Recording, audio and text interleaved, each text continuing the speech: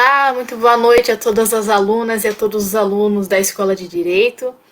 Desta vez nós não estamos ao vivo, por mais que dê a impressão de que estamos, porque hoje é um dia muito especial, o dia da consciência negra, não é mesmo? E é um feriado, apesar daquela coisa de tanto União quanto alguns estados e alguns municípios terem antecipado o feriado em si, né? Mas a gente não antecipa e nem atrasa as celebrações e pensamentos decorrentes dessa celebração, né?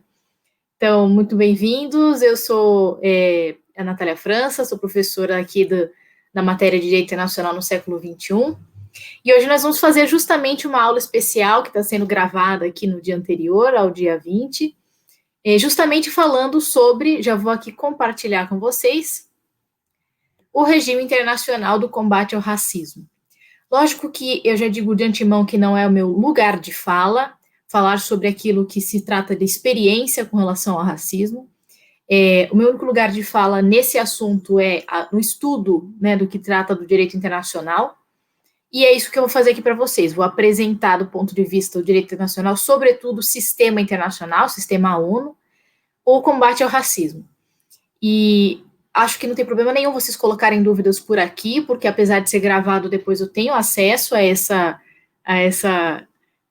esse post, né, e a esses comentários que vocês colocarem por aqui, então fiquem à vontade para comentar. É um pouco triste de eu estar vendo aqui que não tem ninguém assistindo, mas na verdade, um pouco falso, né, porque vocês vão estar assistindo depois dessa gravação.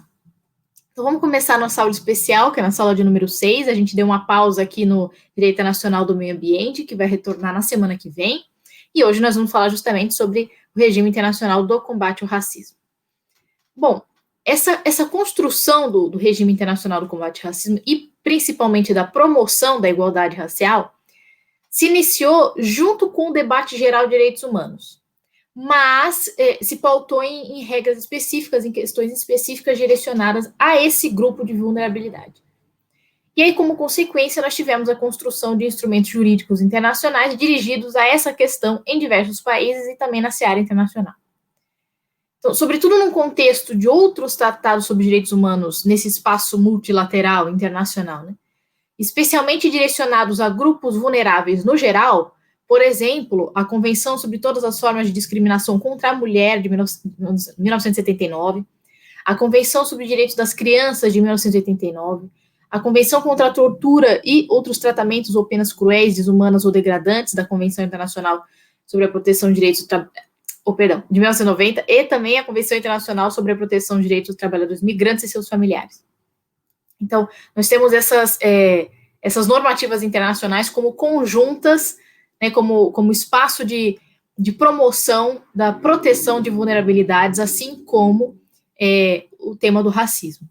Mas um dos primeiros instrumentos que vão tratar do direito internacional relacionado ao combate direto, né, à discriminação racial de forma específica, e não nesse contexto mais geral que eu estou dizendo, foi aprovado lá no âmbito da Organização Internacional do Trabalho, a OIT, que existe muito antes da ONU, né? É uma agência especializada da ONU, mas que foi constituída lá em 1919, antes da criação da própria ONU, que é de 45, a gente sabe. E nessa organização, os documentos são aprovados pela Conferência Internacional do Trabalho, a CIT, né? Por deliberação tripartite, que a gente chama, né? Que é representações dos governos, dos estados-partes, dos empregadores e trabalhadores de cada estado-membro, né? E muito importante a gente falar, nesse contexto da OIT, justamente qual foi o marco normativo, que é a Convenção 111. Ela trata justamente da discriminação em matéria de emprego e ocupação. Então, isso vai representar um dos primeiros marcos jurídicos internacionais no combate à discriminação racial, porque trata de um dos campos mais importantes da vida social, o qual, efetivamente, né, a discriminação se dá de forma corriqueira, se dá de forma indireta, por vezes, e com uma grande repercussão na vida dos indivíduos, que é o trabalho.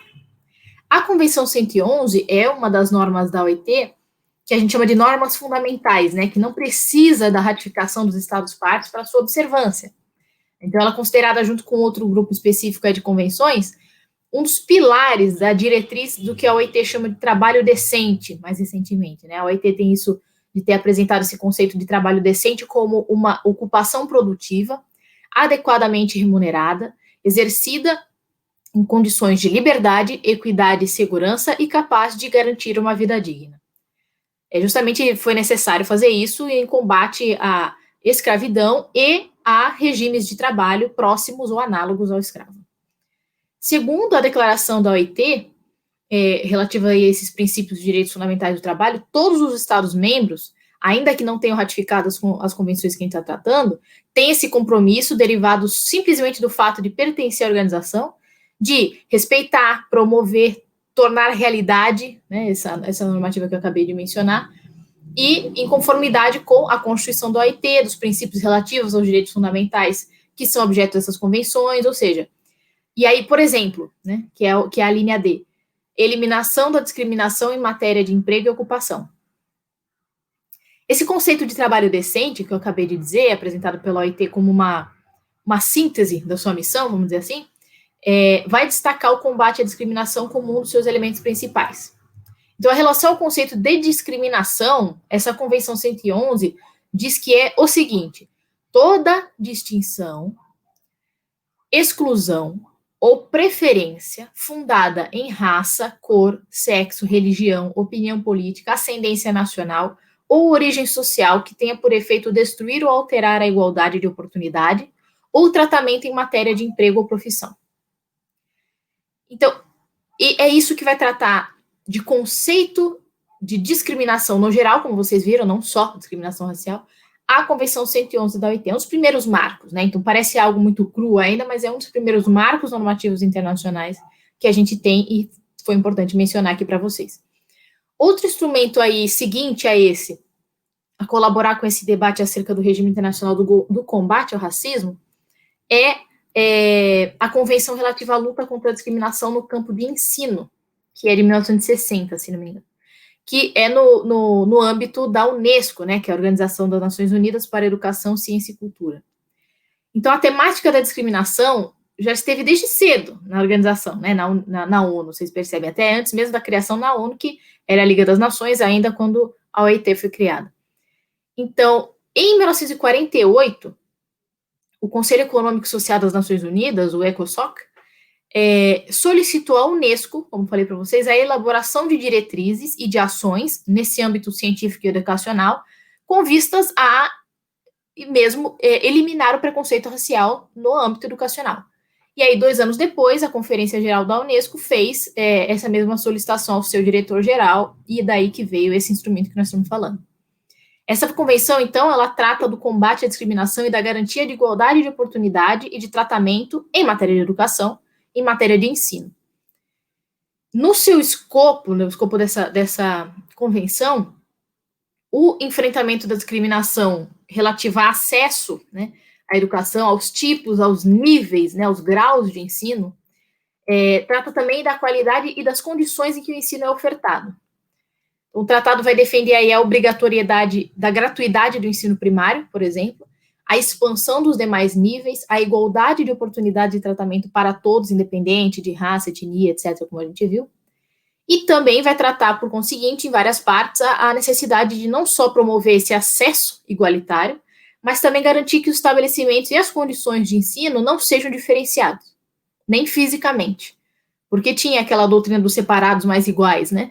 Mas são escolas separadas com o mesmo grau de ensino, mesmos professores, todo o nível é igual, porém, são lugares fisicamente separados.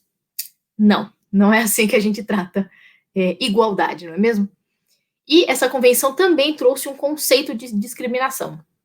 E é o seguinte: qualquer distinção, exclusão, limitação ou preferência que, por motivo de raça, cor, sexo, língua, religião, opinião pública ou qualquer outra opinião, origem nacional ou social, condição econômica ou nascimento, vocês viram que aumentou o escopo aqui, né? Tenha por objeto ou efeito destruir ou alterar a igualdade de tratamento em matéria de ensino e, principalmente, e aí nós temos 4 alíneas. A linha A, privar qualquer pessoa ou grupo de pessoas do acesso aos diversos tipos ou graus de ensino. A linha B, limitar a nível inferior à educação de qualquer pessoa ou grupo. A linha C, sob reserva do disposto no artigo 2º da Convenção lá, instituir ou manter sistemas ou estabelecimentos de ensino separados para pessoas ou grupos de pessoas, nesse sentido que eu acabei de falar para vocês no combate dessa doutrina dos separados mais iguais. Letra D, impor qualquer pessoa ou grupo de pessoas condições incompatíveis com a dignidade do ser humano. Na verdade, eles falaram dignidade do homem, porque nós tínhamos esse costume antigamente, mas hoje a gente fala do ser humano.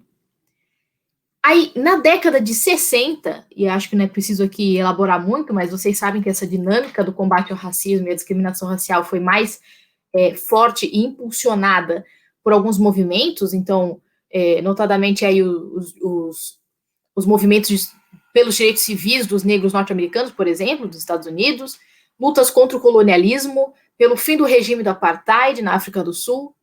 Então, nos Estados Unidos, vários desses movimentos internos, né, reclamaram aí as condições de extrema segregação, principalmente nos Estados do Sul dos Estados Unidos.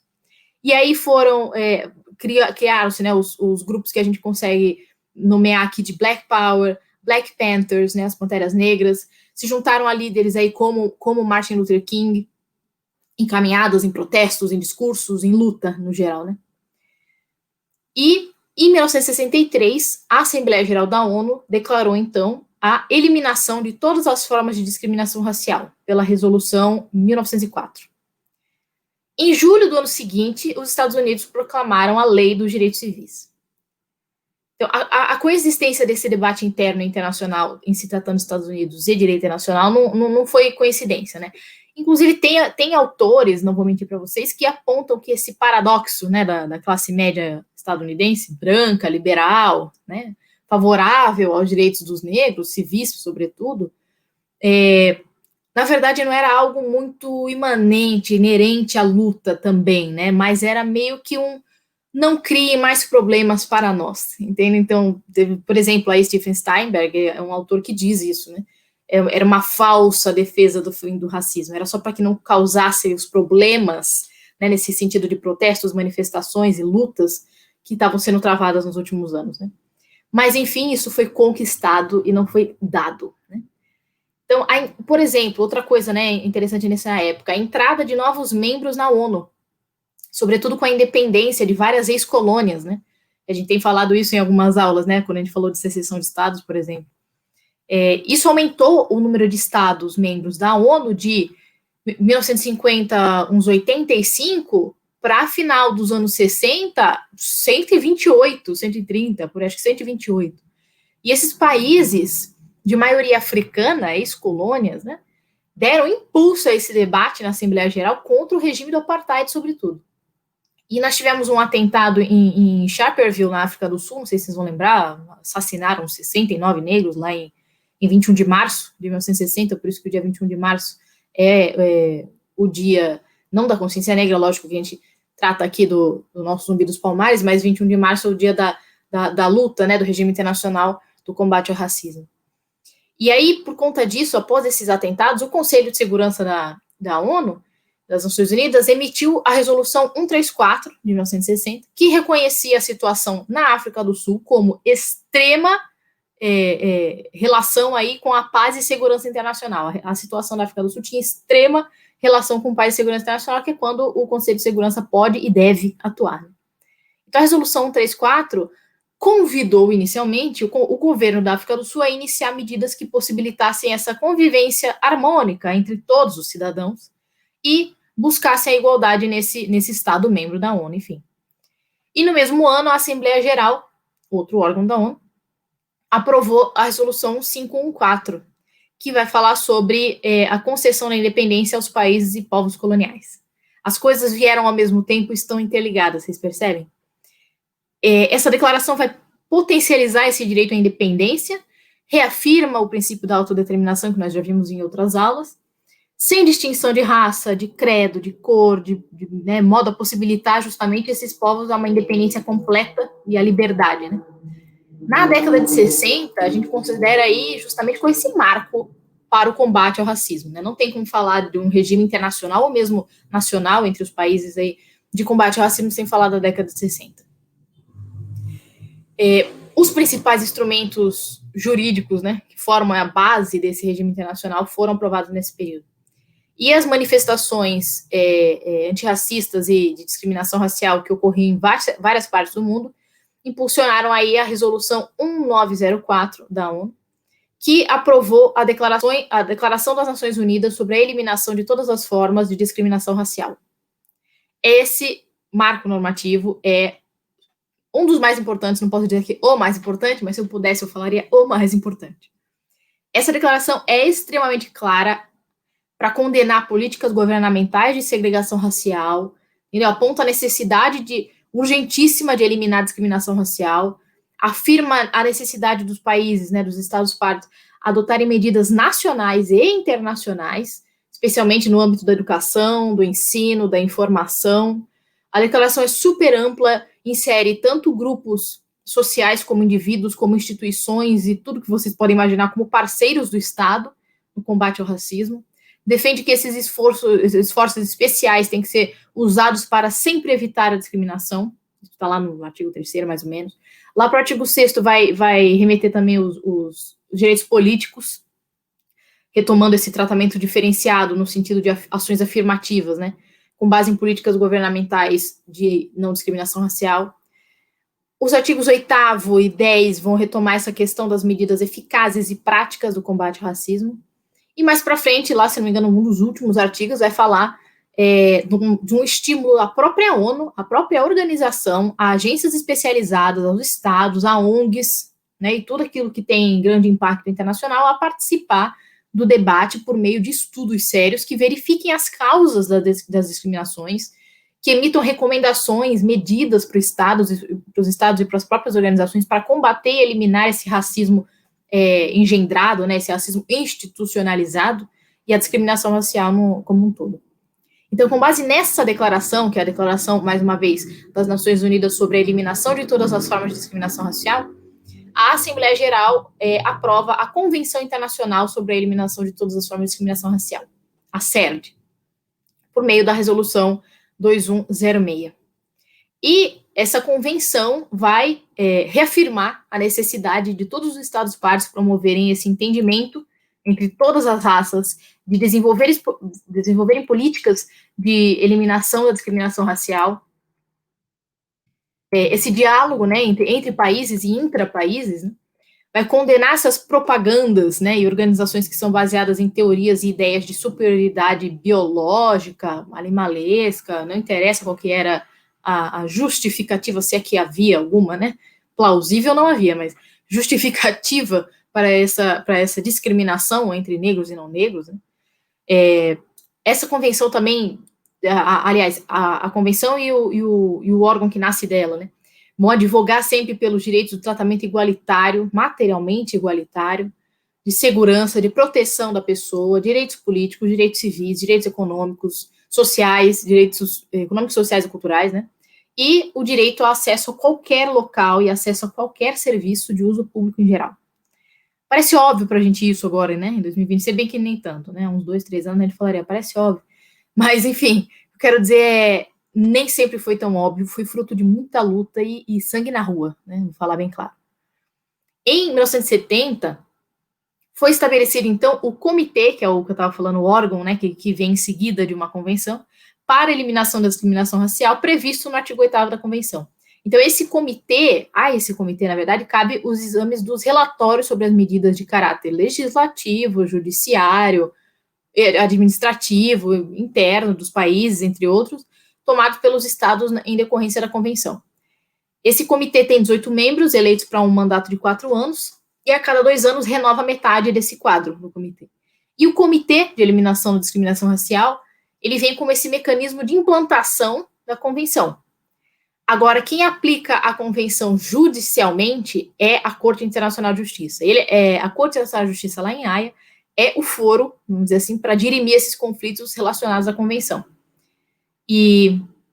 Mas vocês sabem que, embora seja chamada da Corte Mundial, né, a Corte Nacional, o Judiciário da ONU, só os estados que podem acioná-la, né, nós não temos acesso individual à Corte Nacional de Justiça, e também só tem jurisdição sobre os estados-parte que a reconhecem, exceto uma pequeníssima exceção, que raramente é usada, que é indicada pelo Conselho de Segurança da ONU.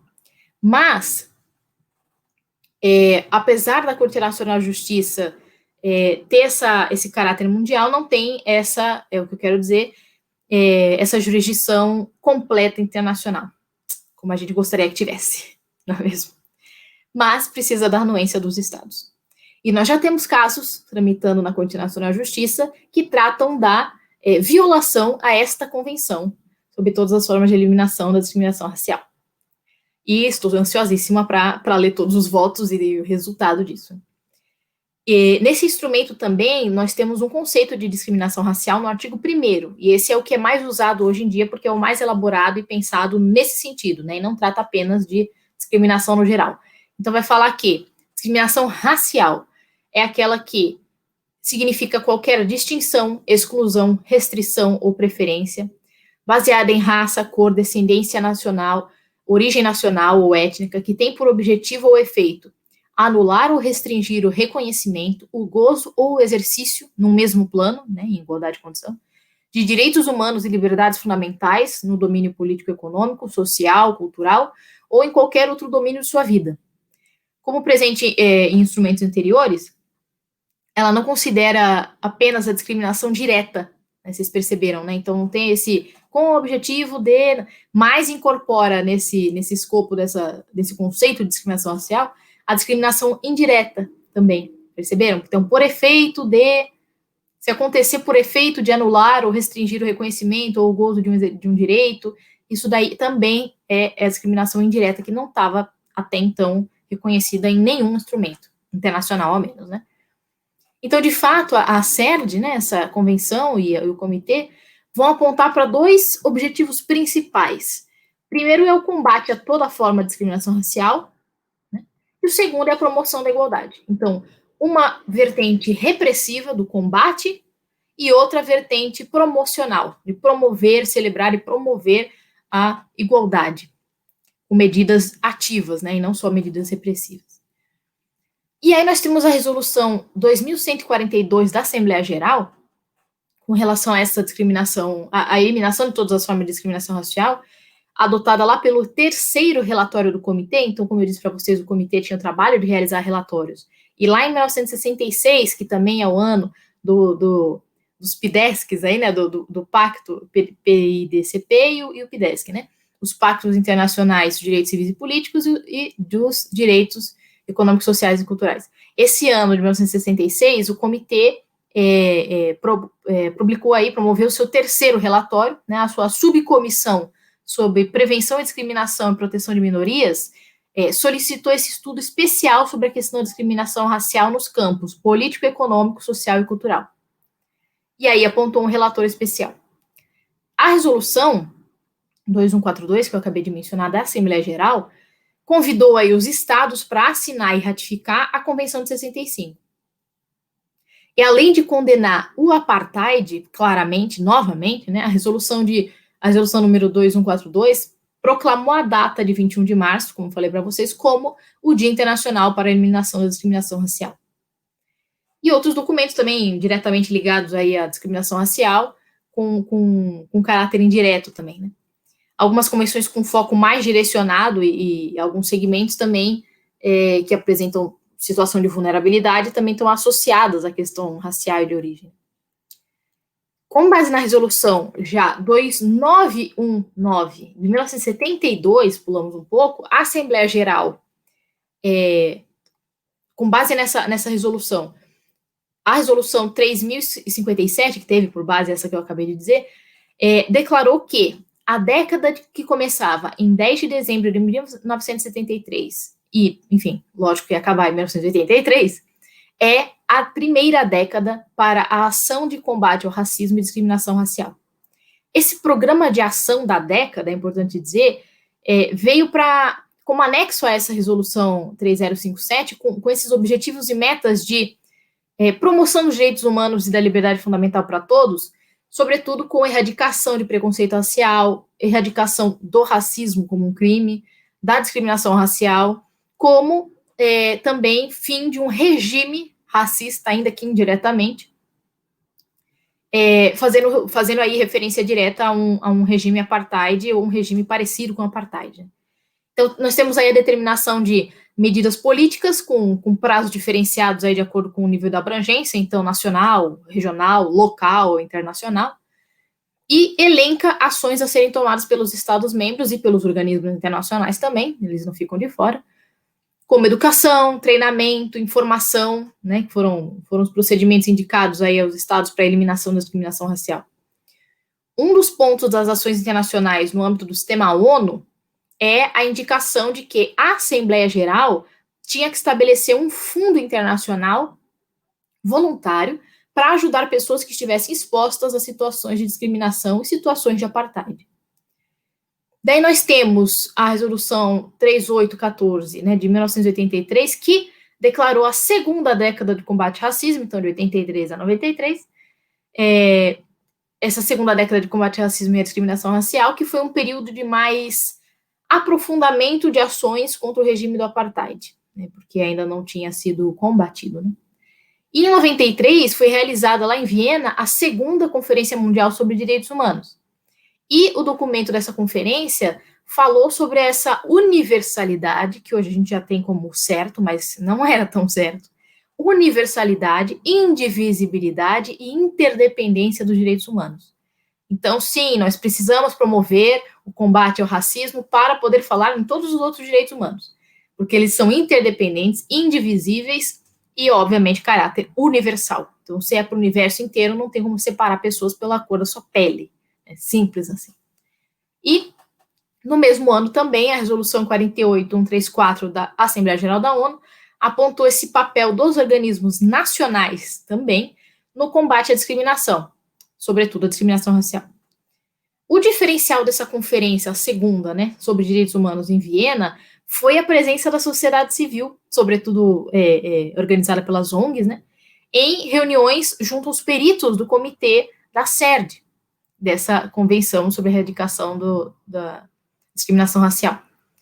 E também a Comissão de Direitos Humanos da ONU lançou uma relatoria especial sobre formas contemporâneas de racismo, um estudo muito mais aprofundado do que havia, né, sido feito até então, formas contemporâneas de xenofobia, de discriminação racial e de intolerância correlata a isso. E no ano seguinte veio o fim do apartheid, aí a posse presidencial de Nelson Mandela, né, meio que pôs um fim, entre muitas aspas, ao combate a esse regime do apartheid e aos trabalhos dessa segunda década de combate. A terceira década de combate ao racismo e discriminação racial foi proclamada, então, de 93 até 2003, pela Assembleia Geral na Resolução 4891, e durante essa terceira década foi mais um avanço de trabalho direcionado à promoção de ações positivas, né, de ações voltadas à promoção da igualdade do que mais ao combate de regime de apartheid, porque ele já havia, pelo menos essa pauta já tinha logrado êxito, né, já tinha acabado o regime do apartheid. E aí nós temos a terceira Conferência Mundial contra o Racismo e a Discriminação Racial, passou a se chamar justamente Conferência Mundial contra o Racismo, Discriminação Racial, Xenofobia, Formas Conexas de Intolerância. Então, vocês verem que o nome aí aumentou por conta daquela relatoria especial. Ela foi realizada em Durban, na África do Sul, em 2001, e pode ser aí considerada, por isso que eu trouxe ela e não as outras anteriores, só mencionei, né, como um dos momentos mais significativos aí do desenvolvimento de um regime, justamente, internacional ao combate ao racismo. Então, apesar dos vários conflitos aí desencadeados ao longo da preparação e da realização dessa conferência, o impacto e a repercussão dela criaram aí um divisor de águas, né, um novo espaço, uma nova era do debate sobre o tema. Então, a proposta dessa conferência foi, lógico, contra o racismo, foi apresentada lá em 94, na forma da resolução 1994/2, né, e tinha esse nome de uma Conferência Mundial contra o Racismo, Discriminação Racial ou Étnica, Xenofobia e outras formas contemporâneas correlatas de intolerância. Ao fim do processo dessa conferência, virou outro nome, né? Conferência Mundial sobre o Racismo, Discriminação Racial, Xenofobia e Intolerância Correlata. Em 2009, mais para frente, foi realizada lá em Genebra a Conferência Mundial de Revisão de Durban, que era para ver o que tinha sido feito até então com base na conferência anterior. Né? E ela foi antecedida, uns dias antes, teve também a Conferência Regional Preparatória, né, da América Latina e do Caribe para a Conferência de Revisão de Durban. Né? Geralmente isso acontece quando nós temos grandes fóruns internacionais, algumas outras reuniões não caráter menos importante, mas com menos participantes, acontecem no mesmo período, só que geralmente alguns dias antes, alguns dias depois, ou até concomitantemente a esses grandes eventos. E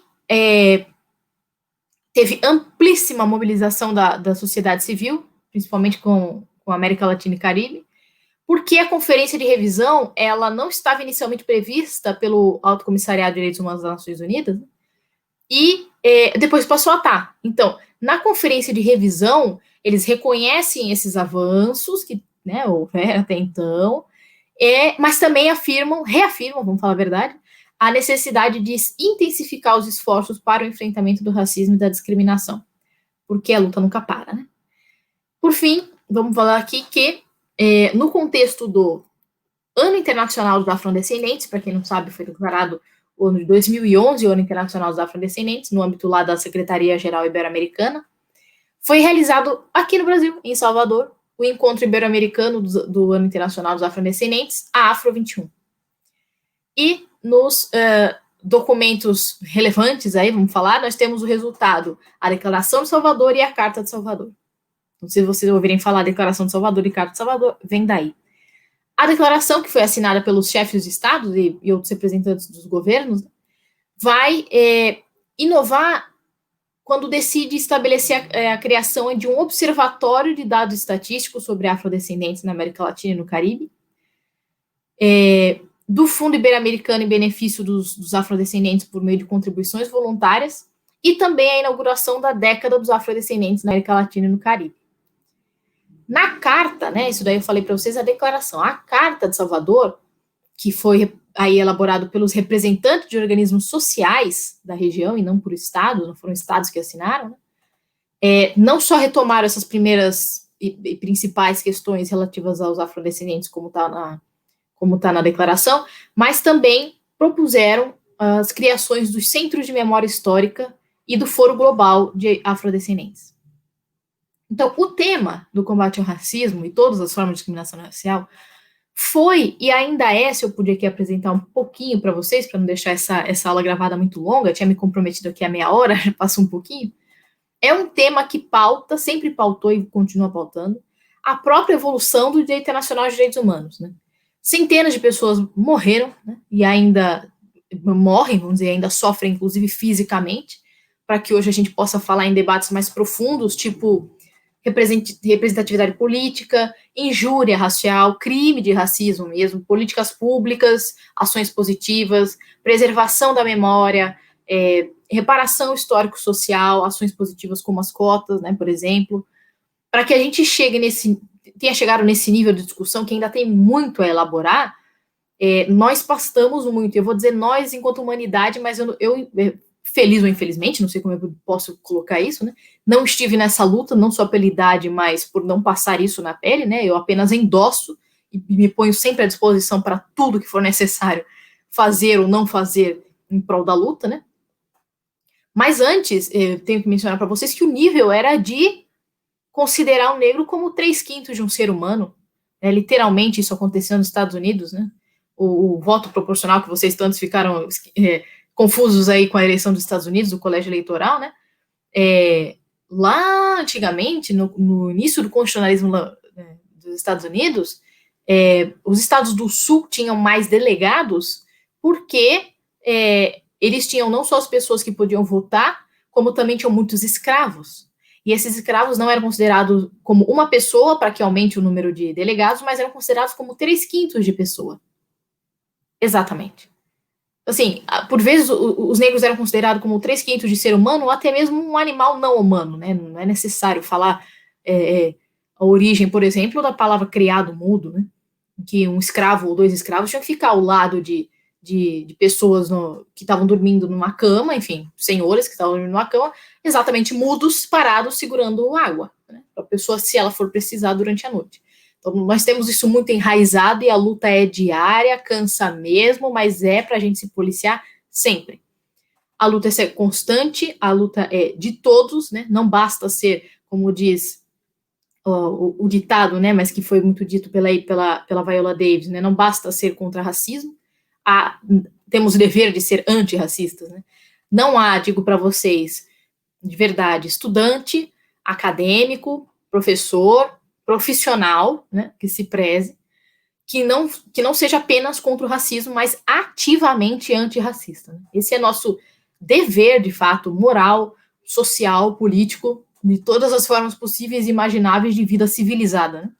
Então, para que possamos um dia falar, isso a gente ouve muito nesse dia, né, de hoje, para que a gente possa um dia falar no dia de uma consciência humana, temos que falar em dia da consciência humana e não no dia da consciência negra. Para que um dia possamos falar no dia da consciência humana, nós precisamos falar no dia da consciência negra, no dia do combate à violência contra a mulher, no dia do combate à intolerância religiosa, no dia da luta antimanicomial, no dia do orgulho LGBTQIA+, no dia da promoção de direitos da pessoa com deficiência, porque é enxergando as desigualdades da vida concreta que a gente consegue corrigir e promover a igualdade substancial, material, política e jurídica que é necessária para tratar todo mundo da forma igual.